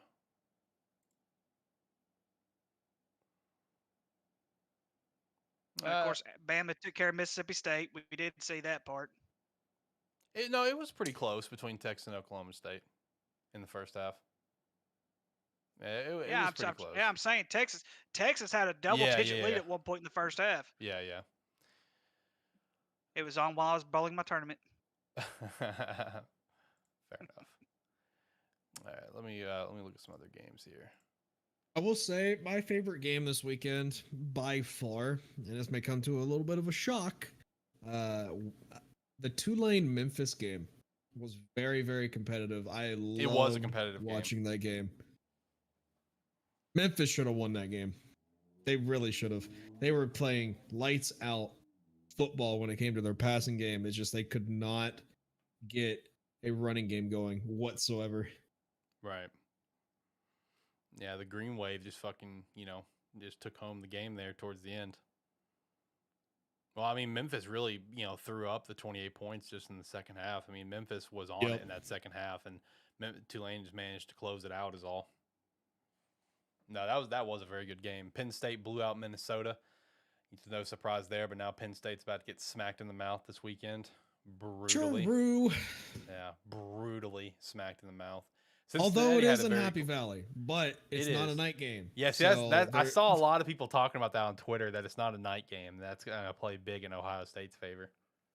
Oh, yeah. So take it from an Ohio State fan who has lost to Penn State in Happy Valley at night with a whiteout. That place is something else at night when they have a whiteout. It is insane. It's a completely different atmosphere, completely different culture. It is crazy how different it is from what it's going to be this weekend noon. Now it's going to be Unhappy Valley. Yep. Once they get dropped like 60 points on them this weekend. I will say that Penn State will have a 10-7 lead, and then Ohio State just takes it after the first quarter. Yeah, I could see that. That sounds about like an Ohio State game at this point. Yep. Also, I was really disappointed in how Mississippi State played against Bama. Really disappointed in that one. It's the really big ones. I'm telling you guys, Mike Leach cannot win the big ones. How about Will Rogers throwing for 60 passes? That's 60. It's terrible. Goodness gracious. Oh my gosh. I mean, I get it. It's the air raid offense, but come on. These coaches, I They swear. had a total of 26 carries on the ground. That's it. Yep. 26 compared to 60 pass attempts. That's crazy. For only 30 completions and 231 yards. No TDs thrown. And that's the thing. That's something I don't understand. So here's a perfect example of why you have to run the football. I was officiating a junior high game 2 weeks ago, and the coach from Warren, who is used to he passes the ball when he has to pass the ball. Well, he was playing against a team that he knew he didn't really have much of a chance at beating, so he kept on throwing the ball. They had 3 completions, maybe 4 the entire game, and you keep stopping the clock. When you keep stopping the clock, you're just giving that other team a chance to score on you who is just much better than you, like Alabama, who has an established running game. Maybe not as good as what it has been, but that's why you have a good established running game. It just balances out your offense, and it just makes it that much better. I don't understand it myself, but it is what it is at this point. Mike Leach can't win the big ones. Also, Steve wanted me to personally make sure that I shout out who is on top of the college football poll, because he specifically wants Tyler to hear it. That Steve is the top of our poll right now with an 88-57 record, and Tyler's in second place. So that's for you, Tyler. Steve wanted to make sure that you knew. He's gunning for you. Very well. Now he's surpassed you, but he's gonna further widen that lead. Is his plans? He expressed that to me the other day, that he was gunning for Tyler hardcore. So. Tyler didn't do well in mine this past weekend either. I don't actually know how I did in yours. I'm starting to question now. Did I even submit picks this past weekend in yours? I think you did. I think I did. Yeah, I did. I just did very bad. I went 6-16. If I say Tyler didn't do much better. 7-15. Yeah. Oof, man, that is rough. Jesus. That's a rough week. Yeah. I mean, it was a rough week as a whole for football, in my opinion. I don't feel like we had like a super hype week of football like we have these past couple weeks. But these next couple weeks that we got coming up, I feel like are going to be some banger weeks. I feel like we got a lot of good games to look forward to. We've got Cincinnati, UCF. I'm looking forward to Ohio State, Penn State, even though I do think Ohio State's going to run away with that. I'm looking forward to Notre Dame, Syracuse. I feel like it's going to be a better game than people think. Oklahoma State, Kansas State, I think it's going to be pretty solid. Of course, Kentucky and Tennessee. Let's go Vols. Beat that Miracle Whip drinking coffee motherfucker, whatever. It's unfortunate that this week we have a massive historic rivalry game, and it's just like, who gives a shit? Because Michigan's gonna beat the hell out of Michigan State. Another example why you don't pay a coach that much money. Yep. Michigan State. Oof, man. I mean, it just goes to show that Kenneth Walker put that team on his back, and that team is nothing without Kenneth Walker. Because Michigan State has just looked terrible this year, and Michigan is going to absolutely run away at that game. Because I mean, Michigan's running back Quorum. I mean, he's looking like a Heisman candidate. Currently at 901 yards, 13 TDs. I mean, this guy's rocking right now for Michigan. One of the Heisman favorites right now, at least in my opinion. All right, Steve, enjoy going back to work. But yeah, one of the Heisman favorites, at least in my opinion, right now for sure. I'm also looking forward to that Pittsburgh, North Carolina game, man. I really like Drake May. I like Drake May a lot. Also, Steve wanted me to tell you, Ricky, that Adam Gase is going to be coming to Dallas as your new coach. Adam Gase, baby. Does he want me to go off? I think he's just trying to get me to go off. He is. Everybody's going to be looking like this. Yeah, like. Oh, man. Adam Gase. Pete Carroll, Adam Gase. What else did he say? Oh, he also said Lovie Smith, but I didn't shout that one out. He also said John Harbaugh. I'd be okay with Lovie Smith. He also said John Harbaugh. Be okay with Lovie Smith, but you would not be okay with Pete Carroll. Wait, no. Okay, I see. Hell no. I see what he meant. He meant Jim Criminal bastard. He meant Jim Harbaugh coming to Dallas. No. No.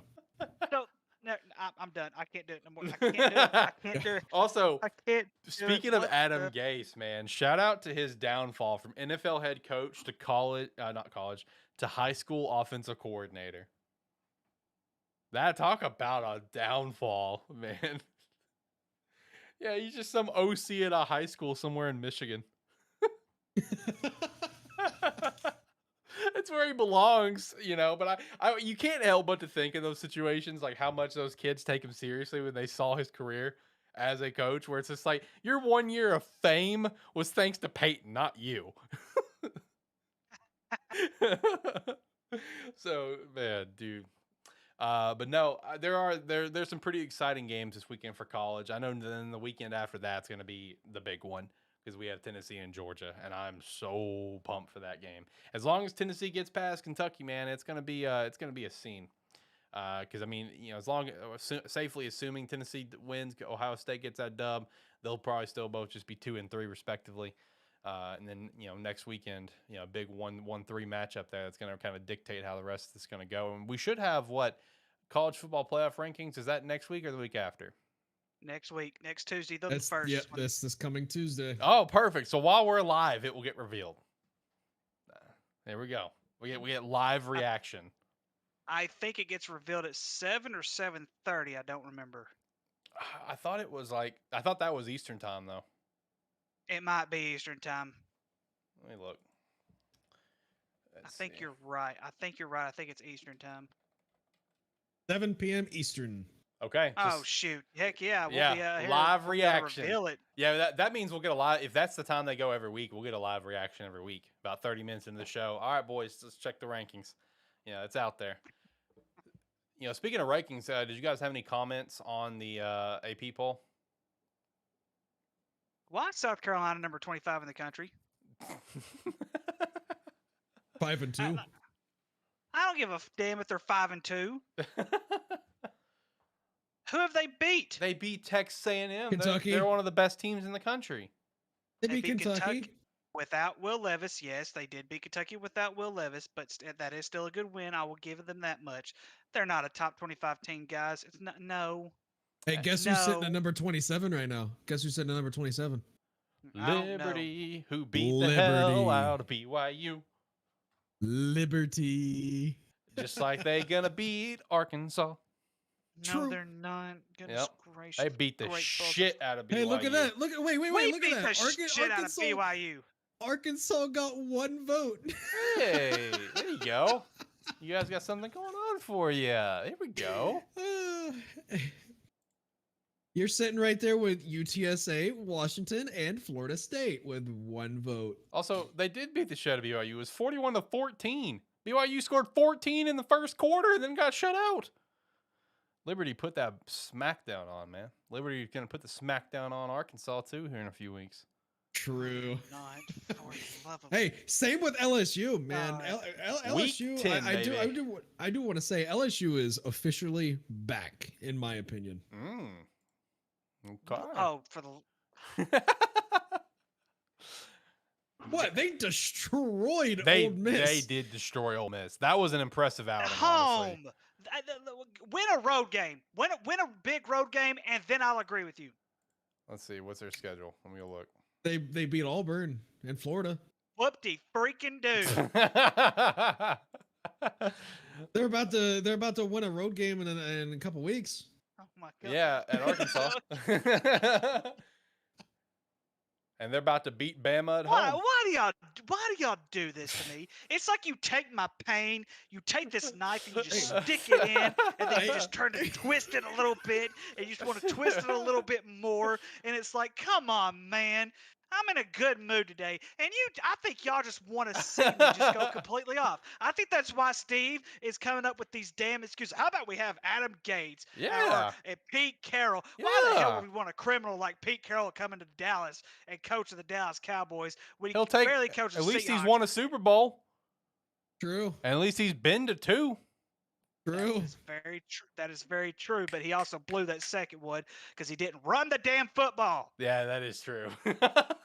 Richard Sherman and Marshawn Lynch talked about that recently on Richard Sherman's new podcast. They literally like pretty much opened the show with it pretty quickly. Because like Marshawn, when he was talking about it, one thing that he said is like, since that game has happened, and even today in 2022, whenever he is seen, it's never, oh, hey, what's up, Marshawn? Oh, hey, what's up, Beast Mode? How are you? How's your day? It's always, why didn't they let you run the ball? He said that he gets to ask that nonstop, and Richard's like, I get asked that, and I wasn't even on the play. I was on defense. Like I was on the sideline, but I get asked that because of my reaction. the meme of it. But yeah, Marshawn, he's plagued with that, where he gets asked all the time. Still, why didn't they give you the ball? Why didn't they let you run it? I'm still low key heartbroken about that. He'll get asked that until the day he dies. Yep. I think Pete Carroll wanted Russell Wilson to get the MVP. And clearly, Marshawn Lynch was the better player. Marshawn Lynch was their best player in that playoff run, by far. Bar none. He was their best player. Oh, yeah. In terms of offense, 1,000,000%. In terms of total team, you could make an argument for a defensive player or two, but, he's at least top 3, if not top 2 of that entire team. But I do agree. I think that was a moment where it's like he wanted to kind of turn it over to Russ and not be Marshawn's team, but be Russ's team, and obviously cost him. But no, LSU, Ricky, they're gonna get a big road win here in a few weeks. They're gonna beat Alabama in a couple weeks. LSU is going all the way to the national championship. Hey, that is a trap game for Alabama. If I No, have anything to it's say about not. it. Good God Almighty, it's not a trap 9-3. game. That's my prediction for that game is 9-3. 9-3 LSU wins. Bama's gonna steamroll Against Bama? them. Yeah, 9-3. Yes. LSU wins. 9-3. 9-3. 3 field goals. Bama's gonna 3 field goals for LSU. 1 field goal for Bama. Write it down. You guys are killing me so much. For the love of Jesus. Ugh. Oh, dude. That's what I'm here for. Just to make your day just Bringing a little bit beer worse. next week, guys. I can't do this anymore. I'm bringing a beer. Do it. I can't do it. Let's do it, man. Bring a beer. Yeah, see, he's good to go. he knows what's up. He gets it. I could have swore I saw you drinking something else at the beginning of the show, though. Oh, Jacob. I was. It was another beer? I was drinking this. Oh, okay. Lemon. Okay. It's lemon water. Okay. All right. Delicious. Okay. Also, shout out to Tyler in the chat. Says trash. I think he's referring to Pete Carroll. I'm not sure. I'm not sure when he sent that in. I just noticed it. So I don't know what he's referring to in terms of trash. But I would Arkansas. say something, but yeah, true. no, for the love of God. Anyway, I would say something towards Tyler when he said trash, but I'm not going to say it on the air. Okay, fair enough. I'll text it to you. I'll text it to you, Alex. Okay. All right. But yeah, any other thoughts with the AP Top 25 or any games from this past weekend? Any games coming up you want to shout out? Because honestly, I feel like we could probably get to our picks here.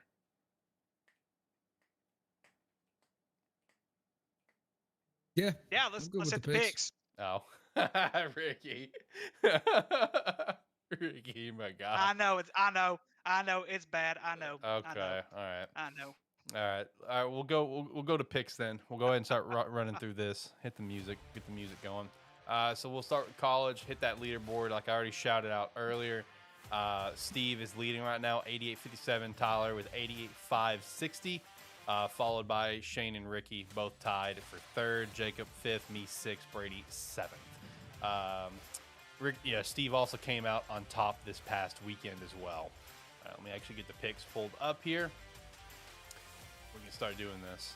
All right, so first up, Louisiana at Southern Miss coming up on Thursday. So if you're listening to the show, make sure to go get your picks in if you're participating in the poll. Boys, what do you got here? Give me the Raging Cajuns. Like it. Nah, I'm gonna have to go Southern Miss on this one. Like it too. Oh man, I'm conflicted, but I'm feeling the Raging Cajuns. I think. I don't know. I kind of like the home. I kind of like the home dog here. Frank Gore Jr. at running back. That is true. That is true. They do have Frank Gore Jr. I do love me some Frank. Give me the Southern Miss. Give me Southern Miss. All right, next up, San Diego State at Fresno State. Goodness gracious, I would literally be guessing on this one. Fresno State just lost a pretty big game, if I'm not mistaken. They lost to a really shitty team that was on our terrible game of the week, but I don't remember who it was. God, was it New Mexico State? Maybe no. They've only beat Hawaii. And, It was New New Mexico. Oh, was it New Mexico? Yeah, you were close. Okay. San Diego State's not that good this year either. I don't think though. Nah, they've struggled. They both struggle. Fresno State recovers. Give me Fresno State. I'm kind of leaning that way too.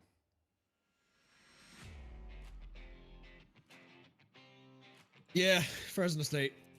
Give me the Bulldogs. Yeah, I'm gonna lock it in. Give me the Bulldogs. Next up, we got Toledo at Eastern Michigan.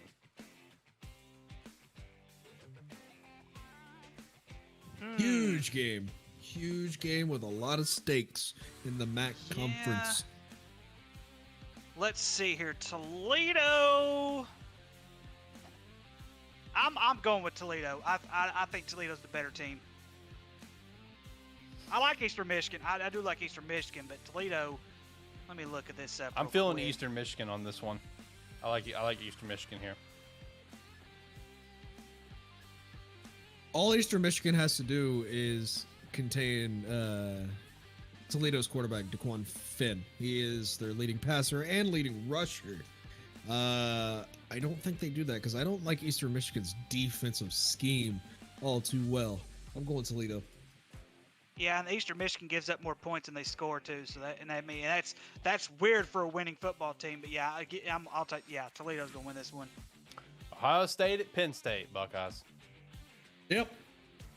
Easy. By at least 35. Easy. Dear Jesus, will you please let Penn State win this game? Ricky. OH. Hi-yo! Hey! Oh! It happens! That was the biggest moment in this show's history, I think. All right, next up. Fordham at... Yeah, stop. I cannot wait until the day Ohio State loses another game. Because I am going to take that knife that you give me, I'm going to stick it, and I'm going to stick it hard. I really hope Ohio State loses. God, why can't Ohio State lose a game? Come on! Goodness gracious, great balls of fire! It'd be our one loss to your guys' 3, soon to be 6. It will not be 6, sir. It will be 4, but okay. All right. Fordham and Holy Cross. This is actually a pretty big game, honestly. At FCF rank. Holy Cross is at home. I'll take Holy Cross. I'm feeling Fordham, honestly. That quarterback is on fire right now for them. That is true. He is Yeah. balling right now. I'm taking Fordham. All right, next up, Pittsburgh at North Carolina. Give me North Carolina with Drake May. He's also on fire. Give me the Tar Heels. Yeah, give me the Tar Heels. If this is at Pittsburgh, I would probably lean a little bit more toward Pittsburgh, but the Tar Heels have been on a good streak here lately. Baylor at Texas Tech. I've like low key really been a fan of Texas Tech this year. Like not like they're like some hyper contender, but I think they're a pretty solid underrated team that's going to go on and win a bowl game and stuff. I've liked this team a lot. I feel my rock with them at home. Baylor, I don't know what to talk about with Baylor, man. They have been a massive disappointment. They were a team that I had as a potential college football playoff team before the season started. Like, oh my God, I don't know what's happened with them. Give me the Red Raiders on this one. Yeah, and if I'm not mistaken, I think Baylor only has one road win this year. That sounds right. I had to look at the scope, but that sounds right, yeah. They don't play Iowa State. Iowa State, of course. Iowa State, that's another team, guys. They're the new Nebraska when it comes to teams. They don't lose by much. I think they've lost one game where they were actually blown out, and the rest of them have been by 7 points or less. Texas Tech, however, they play well at home. They don't play well on the road. Texas Tech wins this game. Yeah, Texas Tech blew West Virginia out of the water. Meanwhile, Baylor lost to West Virginia by 3 points. Give me the Red Raiders. Next up, Miami at Virginia. You already know what it's about, even though we're not that great. But we did TVD. You know, he's had some a couple injury issues and stuff, and we did give Jake Garcia a chance to play this weekend. And I was pretty high on both of them before it was their time, you know, like when they were on the team, just as like, you know, new recruits and stuff. And I was fine in either direction that we were going to go with, whether it was TVD or Jake Garcia. I really liked what I saw out of Garcia. I think it's still going to be TVD playing this weekend. I'm not 100% sure. But, I mean, I like the potential future with Jake Garcia right now over what I've seen out of TVD this year. But, yeah, just give me Miami here. Got to rock with Miami. Give me the Cavaliers. That's a fair pick, though. Yeah, I'm going to have to agree with Jacob on this one.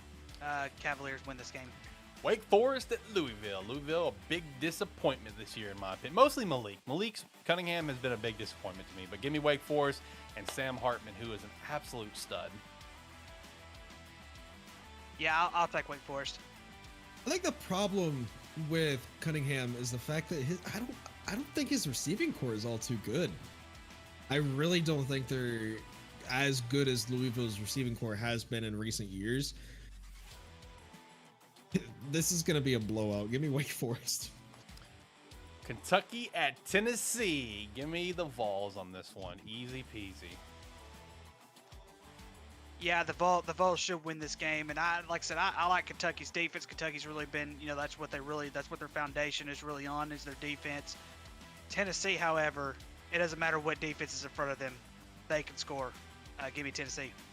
Is this a trap game? Now, this could be a trap game. I still think Tennessee's going to win, but I could see it being a trap game.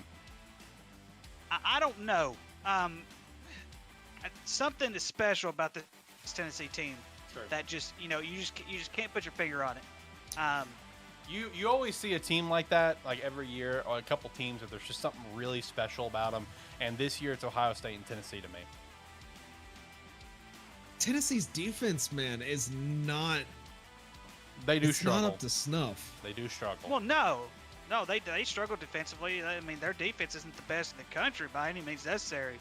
But I mean, I almost compared this Tennessee team to the 2011 Arkansas team. Arkansas didn't have the greatest defense, but we had Ron Mallett Tyler Wilson was a quarterback that season, and Bob Petrino's offense was just that good.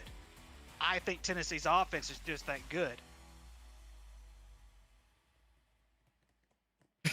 Give me Kentucky. Oh, respectable. Ricky, did you lock in your pick? Yeah, Tennessee. Okay, my bad. All right, next up, Arkansas at Auburn. I thought I'd throw this one on there for you. That way, all of our teams is on the pick this week because I threw in Miami and Virginia. Let's hear it. Let's hear your picks. I know who you guys are gonna pick. Let's just get this over with. So I want. Okay, listen. Let me turn down the music for a sec. I love stabbing that knife. I know you love stabbing that knife. It's one of my I favorite know you love things it. every week about this show. You know what? I Listen, have picked hold Hawaii on, to win hold 3 on, listen. games this year. I don't I think. have picked Listen, Hawaii to win 3 games this year. They have. All right, keep Listen. going. I'm sorry. even though that's the case, I don't think I can pick Auburn here. For the sake of the poll, I don't think I could do it. I am trying to somewhat come back here. Music coming back up. So, give me Arkansas in this game. I think Auburn's going to start. Brian Harson's going to be on his way out the door soon. I'll put it that way. Give me Arkansas, unfortunately. It pains me, but you know what? If I can pick the Green Bay Packers for the sake of my record, I guess I can pick Arkansas. You're lucky I'm in a good mood. Give me the Razorbacks. All right, Ricky, who you got? It's a miracle. Who you got, It's Ricky? a Lock it miracle. in. Lock So it here's in. Here's the To difference. lose. Here's the difference the between Razorbacks to me. lose. Here's the difference. Here's the difference between me and you two is I don't pick on my feelings. I pick by what's in front of me. And what's in front of me is Auburn cannot stop the running game, and that's all Arkansas can do. Give me the Hogs. All right. Wait. Where are you at on the leaderboards? Oh. Hey, you like I said, It's okay. you pick You're on third. your I'm feelings. fifth. Hang on. What? And I'm below you as well. So look, me and Jacob, we have this very toxic trait between us where we talk each other into bad decisions every week. It's mostly him, but I'm just here for a good time. Guilty. All right. Next up, Notre Dame at Syracuse. Give me Syracuse. They are great at home.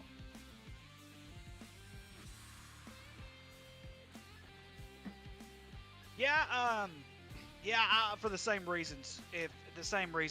Syracuse is pretty great at home, and they really need to bounce back. Notre Dame has played a little bit better though than what they have been. So this is definitely not going to be an easy win, but I think Syracuse gets the win. Yeah, but Notre Dame lost to Stanford, man. That's pretty bad. That is bad. That's pretty bad. That's bad, yeah. Give me Syracuse. Notre Dame stinks. All right, next up, Oklahoma State at Kansas State. This is a tough one, honestly, to pick. Urgh. I like both these teams a lot. Kansas State, though, they had a chance to win a big one last week. I don't think they're as good as Oklahoma State at this point. Give me the Cowboys. Yep.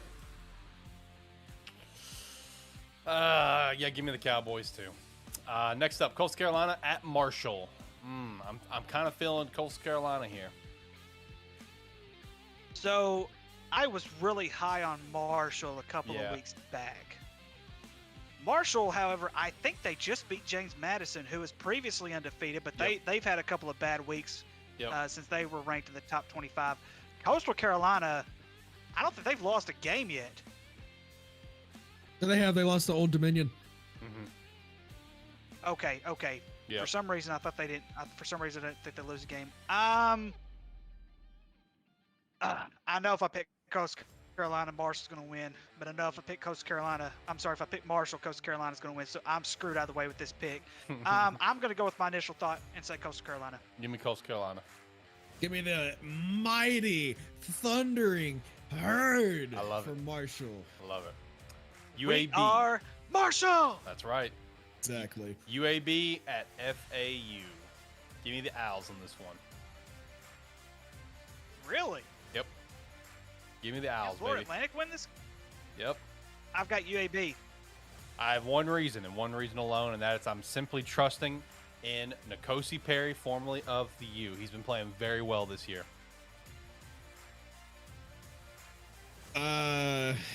FAU beat Rice. UAB didn't.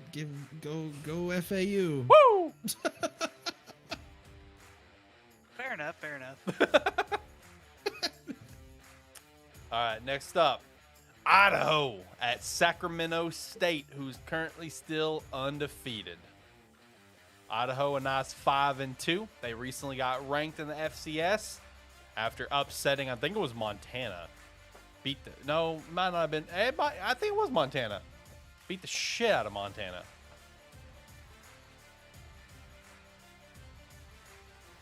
Yeah, that's a pretty decent shocker. Usually Montana State usually kind of. Montana State, Montana, South Dakota State, North Dakota State. Those are like the pillars. You know what I mean? Yeah, let's see here. Sacramento State, though. I'll pull it up real quick while you're thinking. I was about to say, yeah, because I was going to pull it up myself too, because I don't recall. Let's see here. South Dakota State beating anybody really big. Yes, it was Montana. Idaho beat Montana. That's their only loss right now. They beat them 30-23, and it was a lot further than that when I tuned into it. Because I remember messaging Tyler, just like, yo, Idaho's beating the shit out of the number 9th ranked team in the nation right now in FCS. He's like, wait, what? And then Montana just closed the gap. But you want to know something funny? Montana's lost 2 games in a row. Idaho. Oh, that's right. Sacramento State. Sorry, I'm looking at 2 weeks ago. Yeah, you're right. I'm sorry. I am looking at 2 weeks. Both of these teams beat Montana. This is the true juggernaut matchup of the FCS this week. Give me the Vandals, baby. Give me the Vandals. Let's go. They're gonna get that first. Sacramento State back at that L. I'm taking Sacramento State. I respect the only reason why I'm taking Idaho is because they played Washington State and Indiana. That was their only 2 losses, and they barely lost both of those games. Not the same old Vandals, man. This is a different Vandals team right now. So I like them. And then next up, before we get to our game of the weeks, we got a Sunday game, which I thought was interesting. A rivalry game at that. We have Wyoming at Hawaii. Basically, Tyler versus me. You know where I'm going, It's because no one's going to be watching this game. I am. Go Bows, baby. Beat the shit out of the Dookie Brown Cowboys. No, I don't think so. Not this season. I'm sorry, I can't pick Hawaii to win this one. Wyoming's gonna win this game. This will be the upset of the year if Hawaii wins this. They're gonna win. I can't pick them. I'm sorry. I'm so sorry. Go Cowboys. You guys are gonna be. I'm not. You stuck a knife in my stomach and you just turned it up. you're gonna eat those words.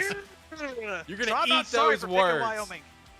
Hawaii's gonna get that dub. All right, FCS game of the week: Valparaiso at Dayton. How we feeling? Give me the Flyers. I like that pick. Give me the Flyers at home. That is both teams looking very, very good. It's like what 3-3-1 in conference play right now for both of them, right? Yep. Okay. Yep.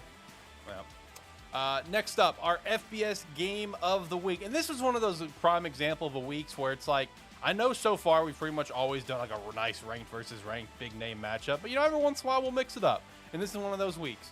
We have the 20th ranked Cincinnati Bearcats going down to the wonderful city that I just got back from recently that I love so much.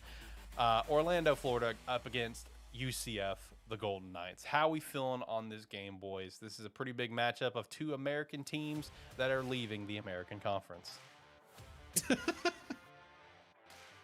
So, if I'm not mistaken, UCF had a bad game at East Carolina, and I think they got beat.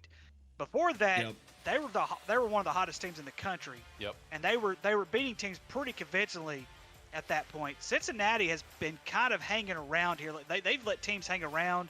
They let SMU hang around way too long last week. Yeah, they did. UCF plays very, very well at home. The bounce house, baby. Here we go. I want to pick UCF. I really do. But for some reason, I think Cincinnati's going to win this game. I'm going to take Cincinnati. Give me UCF, baby. Let's go. They're coming to the bounce house. I think part of the reason why SMU was able to hang around so much is because it was at SMU. I mean, they play really, really good at home. Same thing with East Carolina. You also got to keep in mind with East Carolina, man, they held on tight to NC State week 1 when they still had Devin Leary and everything. You know, East Carolina's 5-3 right now, and their other losses is against Navy. That's a close game. They should have won that, and then they also lost to Tulane, who's been very good. Very good. I've seen a lot of people even saying Tulane's going to be a New York 6 bowl. Like, I've seen those sort of talks for Tulane right now. Whoa. Yes, I've seen some talks on Tulane. I know, right? I've seen some Gracious. chatter. So, I mean, Lord East have Carolina, mercy. I feel like they're better than their record. So, while they beat UCF, I'm not going to write that off terribly. Give me, like I said, give me the Golden Knights on this one in the bounce house. It's going to be a very close game, I believe. I don't think it's going to be a blowout either way. I don't think it's even going to be a low-scoring game. Give me Cincinnati. Okay. All right, and then next up, we are on to our terrible game of the week. Two of the worst programs in FBS play. We have New Mexico State Aggies sitting at 2-5, going up against the UMass Minutemen sitting at a 1-6. So believe it or not, boys, UMass is actually favored right now in the Power Index by 60%, 60-40 in UMass's favor, and the line is very close too. UMass is the underdog in the line, but it's New Mexico State minus 2.5. This is gonna be it's gonna be a true game of the bads. New Mexico State averaging about 15 a game. UMass only about 12. They're both allowing about 30 points a game. Both only getting probably about 250-ish yards per game. Both allowing like 380 yards a game on defense. So this is gonna be a pretty close game, I think. But I think I'm gonna rock. I don't know. I kind of want to rock with the Minutemen actually. I kind of like the Minutemen at home, if we're gonna be honest. Isn't it funny that the former FCS juggernaut that is UMass, their only win this year is against an FCS team? They just They haven't. should have never have left. Yeah, they No. just can't keep up to FBS play. You know what? Give me the Minutemen, simply because fuck New Mexico State. Hawaii lost to them. Give me the Minutemen at home. Let's go, baby. Let's go, Minutemen. Adam Vinatieri's son is going to kick there. Give me the Minutemen. Yeah, give me the Minutemen. New Mexico State. All right. Like, New Mexico State should win this game. Okay. Oh, my goodness gracious. Should. What they Good. need is a coach who knows how to cheat to recruit. That's what they need at UMass. Just like Yeah. they had when John Calipari was there as a basketball coach. Oh Jesus! All right, go to NFL. Week 7. Me and Shane did very well. 11-3 for both of us. Ricky, you went 10-4. Jacob, you went 9-5. Steve is on top of that poll as well with 64-44. Jacob, you're right behind him with a 63-45. So hopefully this week is the week that you can close the gap on him. All right, I hope to God it is. let's get these picks pulled up. First up, Thursday night football. Baltimore at Tampa Bay. Give me Baltimore. Give me the Ravens. Yeah, I just, this could be a game, one of those trap games that you could be like, you know what, Tom Brady's going to be able to just recover from, and all of a sudden, things are going to be good in Tampa Bay again. I think Tampa Bay's done. I think Tom Brady's done. Give me Baltimore. Tampa Bay has so many offensive weapons that are either out entirely or questionable going into this game. But it's Tom Brady. You can't bet against him. Give me Tampa Bay. Denver at Jacksonville in London. So this is basically a home game for Jacksonville. Give me Duval. Duval, Let's right get- with you. Let's get it. Denver can't score. Give me Jacksonville. Boom. Arizona at the Denver- Vikings. Sorry, Denver should have never have let Drew Lock go. Yeah, I agree. we've been saying Hot that. take. Yep. Arizona at Minnesota. Give me the Vikings. Vikings have been hot. Yep. Yeah, Minnesota. Miami at Detroit. Give me the Fins, baby. Yeah, Detroit did play very well last week. That's going to be the only game they play very well for a while. Give me Miami. All right. Miami's only favored by 3.5 in this game. Wow. I thought it'd be at least up to like 5.5 to 6. Interesting. Vegas knows Yeah, something. I'm going with Miami. All right. This game's very hard right now for me. Because like I know who's probably gonna win, but I feel like because I'm currently on a podcast live with 2 Cowboys fans, I feel like I have to go with my squad. But that's just gonna be an L for me probably. Give me the Bears. So there you go. You guys got an easy dub. Yeah, You got- good. That means the yeah. Cowboys are going to win. Okay, cool. Yep, exactly. Lock it in. I already know who you're picking, Ricky. Moving on. Vegas at New Orleans. Give me Vegas. Give me the Saints. Yeah, I respect I'm it. leaning toward the Saints as well. I respect that in the dome. Yeah, and all. I'm gonna go with the Saints too. Carolina and Atlanta. Is this even a question?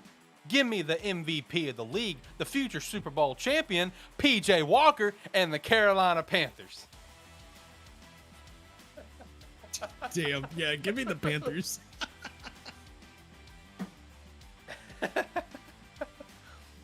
Make it 3 for 3. I'll take the Woo! Panthers. Hell yeah. Make it 3 for 3. I'll take them.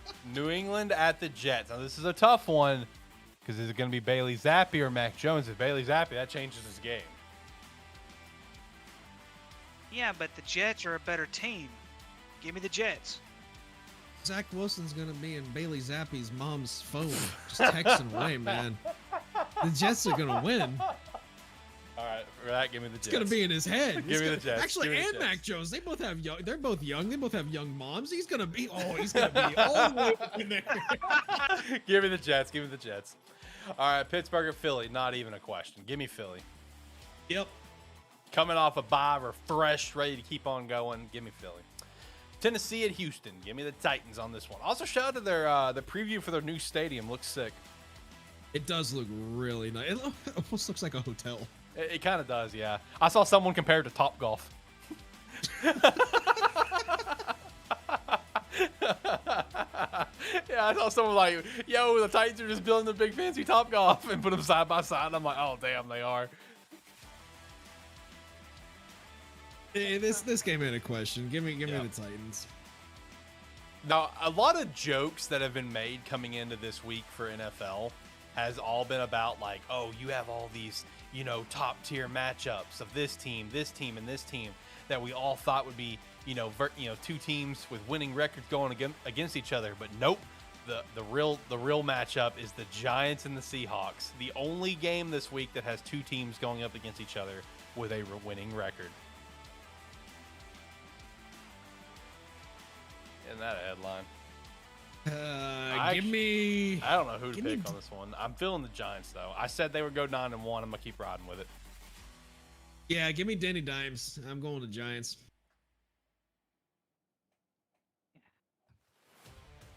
This one's tough. This one's very. I'm gonna take the Seahawks. Okay. Respectable. It is, yeah. I'm gonna take the Seahawks. The Seahawks have been. They've actually proven something a little bit. Don't get me wrong, the Giants have too, but Seahawks at home. Yeah. Yeah, I like the Seahawks in this game. San Fran at the Rams. Give me the 49ers. Yeah, I'm I'm leaning that going to lean the way, too. 49ers on this one as well. Give me the 49ers. I All just right. don't trust Matthew Stafford anymore in that offense. Next It's up, bad. Washington at Indy. Battle of the backups. Give me Taylor Heineke. I'm feeling Washington as well after what they did to Green Bay. Yeah, but Indy's also changing quarterbacks. Yep, Sam Ellinger. Yeah, I don't know if Washington can get lucky twice in a row. Give me Indy. Okay. Sunday Night Football, Green Bay at Buffalo. It's wild to think that here in a few days we're going to potentially be talking about Green Bay losing 4 in a row because give me the Bills. Yeah, Bills going to win this Yep. game. That's gonna be a talking point here in a few days. But at least in Green Bay's defense, this is a game that I would say they should lose. Like even when the season started, I had them losing this game. The last 3 they Yep. should have won. So that's the big difference between the last 3 and this one. This is like, okay, yeah, we can see that. We can see that, L. And then Monday night, we got the Bengals at the Browns. Give me the Bengals on this one. It's going to be a good game. It's going to be a real good rivalry game that is usually split every year. Okay, fair enough. Give me the Bengals. I respect it. Yeah, I'll take the Bengals as well. Okay. And perfect timing. The song just happened to end. What timing? Well, I think that wraps up everything for the show. Unless you guys have anything that you wanted to follow up on that we chat about here today, something you thought of, anything of the sort. You got anything? I'm good. Yeah, I'm good as well. Okay. Well, once again, friendly reminder, you need to tune into the show next week, revealing our new studio. It's super sick. Trust me, it is super sick. I've been sending pictures to these guys and everyone else. It is awesome. Can't wait to show it off. I'm getting it all set up this weekend. We're also revealing our jerseys next week, which I will go ahead and spoil one thing. We're not going to be able to have them in time for the show, unfortunately. Yeah. Damn. I was pushing hard to try to get the jerseys by Monday at the latest. I don't think it's going to happen. So we'll have to actually debut them here in a couple weeks, probably. Unfortunate, but it is what it is. And then, like I said, there is a third surprise that's just going to be kind of shadow dropped on us, on everyone. Looking forward to that surprise, getting that set up this weekend as well. But with that said, I'm going to hit the music. So, boys, any last thoughts on anything at all? Any shout outs that you want to give? You know, every time we do these last minute shout outs, I always dog on the Razorbacks, or I dog on Miami or Hawaii. But I don't think I'm good. I'll abstain for this week. Okay. Out of the kindness of my heart to my friends.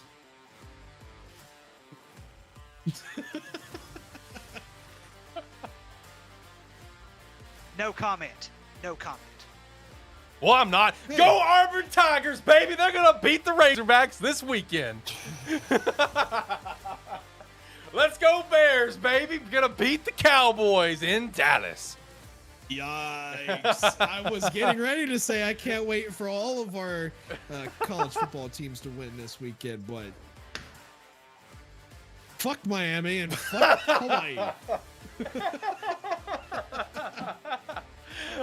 I respect that.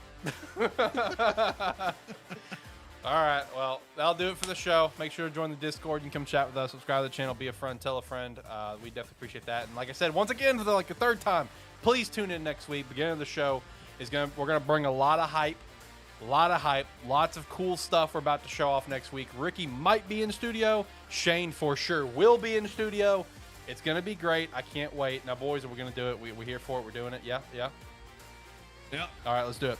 Thank you so much for listening to A Terrible Football Show. Football show. Nailed it. Yeah.